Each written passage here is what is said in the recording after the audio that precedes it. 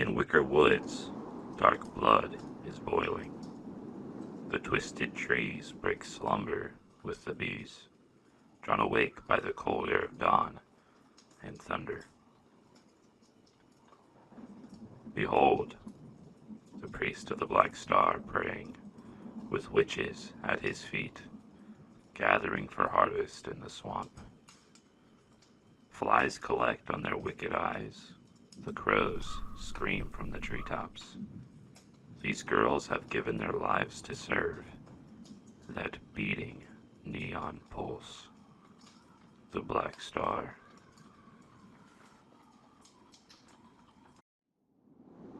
Hi, I'm Nate. I weave dark tales, I sketch spooky creatures, I build haunting worlds, and delight in the unknown. I am known for creating haunting prose that goes with curious creatures. Currently, I'm working on a sequential book called Autumn, and a larger story about a world of darkness called Nox Lucem. But today, I'm excited to share with you a bit of my process on one of my creatures. So, let's get started.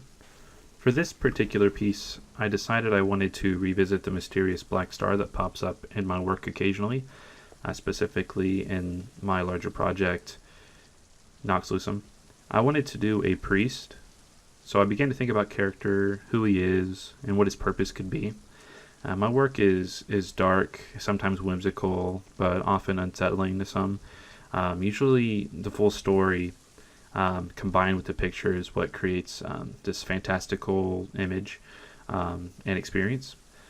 So this full story is usually revealed to me after finishing the piece, but I don't let process tie me down. When I'm working on a larger story or a larger project, I definitely will write out first. But for this one, I just had one sentence in mind, the priest of the Black Star, and then I finished the story afterward. It's important for me to break down my process and to free myself from comfort zones, especially with my process and materials. I love exploring and trying out new things, especially when it comes to buying new materials, working with different surfaces, sketching out in different ways, different designs, always trying to be fresh and find a new take on things. I think doing so can lead to tremendous growth, not just with how you're executing with your technique, but as far as how you think about things and how you're analyzing your own work, and how you're growing as a person and an artist. For this piece, I used a blue erasable pencil to get my rough sketch down on my drawing surface. I'm using a Bristol board. The surface of this one is vellum. I use these blue pencils because they are lighter in value. They don't smudge like a traditional pencil, like a graphite would, and they're perfect for the rough lines that I need to begin the drawing. I tend to work at the start in chaos, and I like to draw design shapes from that chaos, and I just let my mind wander a bit, kind of like brainstorming. To get the look that I'm going for, I'm referencing internally, anatomy that I've studied over the years. I'm trying to think about clothing details that I've studied. For this one, I'm referencing in my head, mummies and their wraps.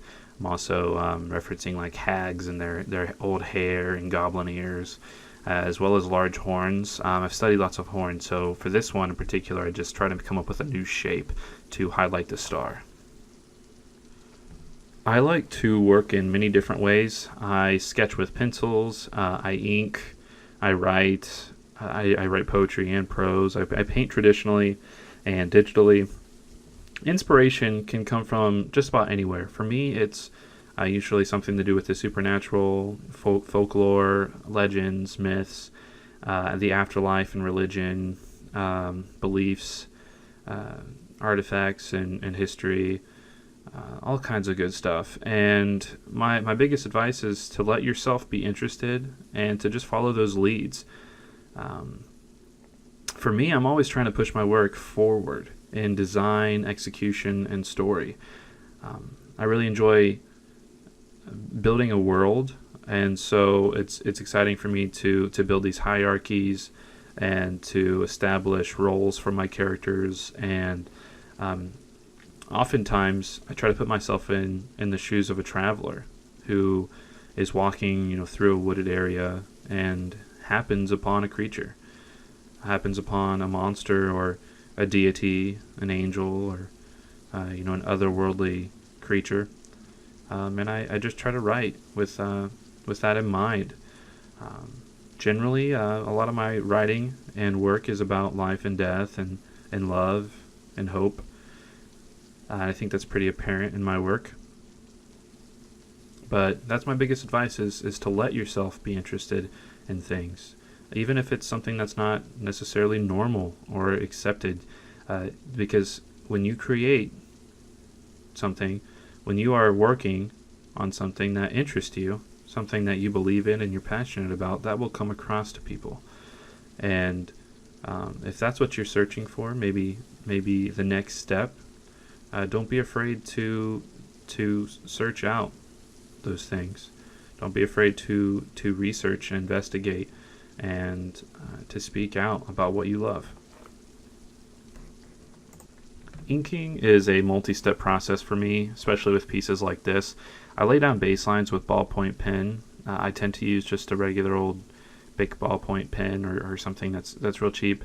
I like to keep the lines fluid, and I try not to tie myself to my rough sketch, especially because when I'm in this stage of inking, I'll tweak the design here and there, and there's some things that I've left out, and I'll figure that out in this stage. The lines at this point are all pretty similar in width, so the next step that I take is to use a marker of some sort.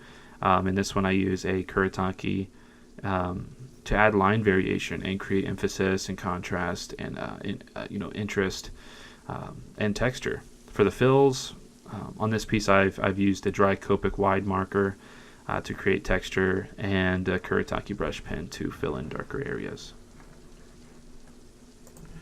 I often get the question, what is your inspiration for your work?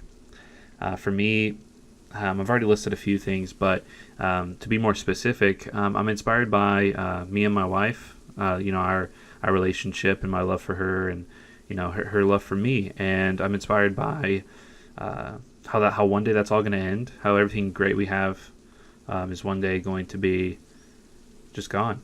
It's all stored in our brains, and one day it's going to be gone. And that's sad for me, but also it's very mysterious and interesting. And I don't know what you believe, but I grew up Christian, and I grew up, believing that God was always watching me, and that Satan was always battling for my soul. And it's very peculiar to grow up thinking that there are these supernatural beings wrestling for your very soul.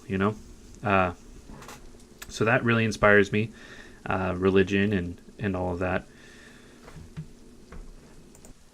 I would say that I'm primarily interested in the unknown. I love space. I love to read books about mysteries and the supernatural. I loved Unsolved Mysteries as a kid and Ripley's Believe It or Not.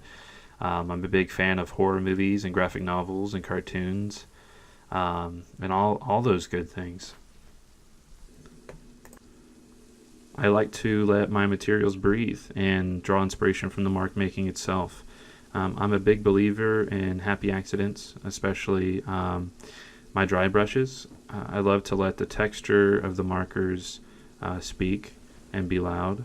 I like to create these organic textures and let the markers jump around the page to create a look that would be forced, that would look like it's forced if it didn't operate in the same way, if I didn't relinquish some control over the materials themselves. Additionally, I think it's important to do work for yourself also. I know as a professional, I tend to end up making work for clients or for specific purposes, but one thing that I really try to do is to draw at some point during the day just for me. Not something that I'm necessarily going to show or sell, something that is just for me to help me explore my ideas and to get excited about my work. One thing to know, especially with this pen that I'm using here, this marker, this Copic wide, it is important, just to reiterate, it's important to experiment. I discovered this technique of using this dry Copic wide on accident. I was working one day and I was experimenting, and it just happened. I was trying to create some texture and I was getting frustrated. And I thought, well, I have this Copic white I haven't touched in a while. So I went into the drawing and I started moving it around and it was dry. And I said, you know what? This looks a lot better than when I tried to intentionally create fabric. And so that's really when I started to look at my materials and say, these things have voices. Each material is going to be different. Each material is going to say something different, and it's going to come off on the page in a different way. And so now I really seek out different materials and try to discover what they're trying to tell me and how they're going to speak in each drawing, and how can I use them in different ways, and how can I be creative not just with what I'm putting down on the page, but how can I be creative with the utensils that I purchase, with the surfaces that I buy. All of it comes together like a magician. You're creating something on a page, something that is mystifying to something that creates question and intrigue, and in your head you may not even be thinking through it all because it can be automatic, but to everybody else it's magic. I'm always trying to think outside the box. I'm always trying to write something that can evoke a wild emotion. I think when the image and the text go hand in hand, I want to try to transport people to another place. The next step is going to be music, creating my own music and all kinds of stuff. But my mother was a poet and a surrealist painter, and she really influenced me as a kid to do both. Detailing in my pieces is pretty quick. Here at the end, much of the detail work has already been completed and laid out, but I use a ballpoint to emphasize certain lines. I use white pens such as a Uniball Signo or a Jelly Roll to add white details and break apart dark areas. I also use it to add interest and texture and focal points. But I also love to add sticks and leaves, twigs and flowers, vegetation all over my monsters. There's something really interesting to me about beauty and horror, that juxtaposition. To finish the drawing, I erase some of the blue lines, but I let some stay. Most of the prints I make are black and white, and so the color is only apparent in the originals. And so I like to do that because it provides something unique for the buyer of a specific piece, and letting the colored lines exist below lets people see the process of the work, which I think is equally interesting and valuable. For this drawing, I wanted to emphasize the boniness of the character. I wanted to make sure that there were these long, stringy lines of hair, that the horns themselves seem textured. Most of the work here at the end is to firm up some of the textures, to break up the space, and to shade down some of the lighter areas to create focal points. One of the last things I tend to do sometimes as well is to go in and create leaves, some sort of pattern in the background, or dust in the air on these creatures, just to give them a bit of a setting, an ominous setting. It could be ash or snow or leaves. Anything that's flowing through the air is really interesting to me. Thanks for watching. I'm on Instagram, Twitter, and Patreon. And thanks to CG Cookie for the opportunity.